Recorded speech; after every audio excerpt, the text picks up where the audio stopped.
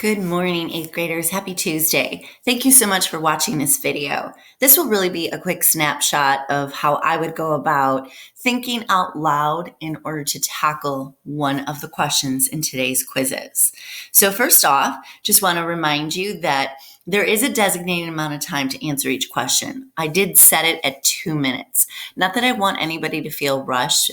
For most of us, it won't even take us more than a minute to answer a question at a time. But I also want us to increase our self-awareness, awareness of how long we are taking to answer one question before moving on to the next. Because when we are in the classroom, we obviously will want to apply that self-awareness. So again, you will have 2 minutes.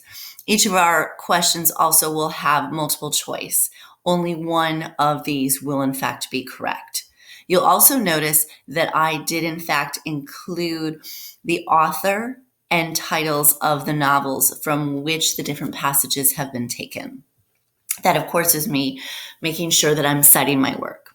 So the question that I'm thinking out loud for today is this particular question, number 7. What point of view is at work in this passage?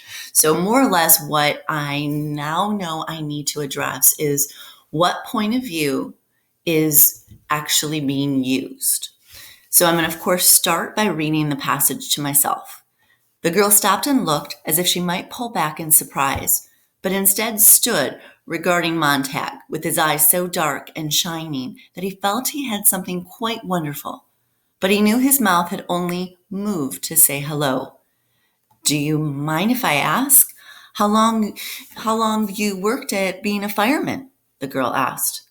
Since I was 20, 10 years ago, said Montag. They walked further and the girl said, Is it true that long ago firemen put fires out instead of going to start them? No, Montag replied. Houses have always been fireproof. Take my word for it. But the girl knew this was not true. So that excerpt from Fahrenheit 451, a book some of you actually might read later, not so far off in the future in an upcoming unit. I've got to figure out, is it first, third limited, second, or third omniscient? Now, thinking out loud, I do see some of those pronouns like he, the girl said.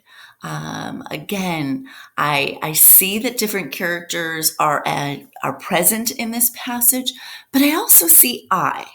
So thinking out loud here, what do I know about first person? Well, I know first person, I am as a reader, I am living the events of the passage through the eyes of a single character. I don't see one character sharing his or her thoughts here. I see a couple different characters talking, but not just one sharing thoughts and feelings. It can't be that. I know that third person limited is focusing on a single character, kind of like that eyeball hovering over just one character. That narrator knows the thoughts and feelings of just that one character. But here, again, that back and forth dialogue, and again, I think, in my opinion, this narrator not only knows what the girl is thinking and feeling, but also the man.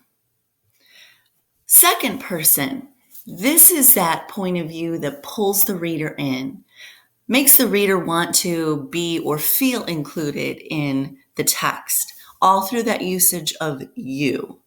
I don't see that here. I don't see anything even remotely close to, let's say, what a manual would read, what directions would read. First, you need to, you are doing. I don't see that here. So then that leaves us with third person omniscient. That narrator knows what all characters are thinking and feeling.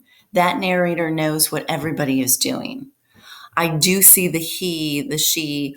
I see, again, recognition of all of those pronouns. And that is here with Montag with eyes so dark and shining that he felt. Okay, so this narrator knows what Montag is thinking and feeling. But also down here, but the girl knew that this was not true. So two different characters, their thoughts, their feelings. It would have to be this third person omniscient. So just to remind you, that is the correct answer. Third person omniscient for this particular question. Thinking out loud, I read the passage. I zeroed in more or less on those pronouns while also doing the process of elimination to figure out what I knew about each point of view. You will continue to do this for each of the questions in today's 15 question quizzes. I know you'll do a great job. Have a great day, guys. I can't wait to see your scores, and I cannot wait to see you in tomorrow's Google Meet. Have a great day.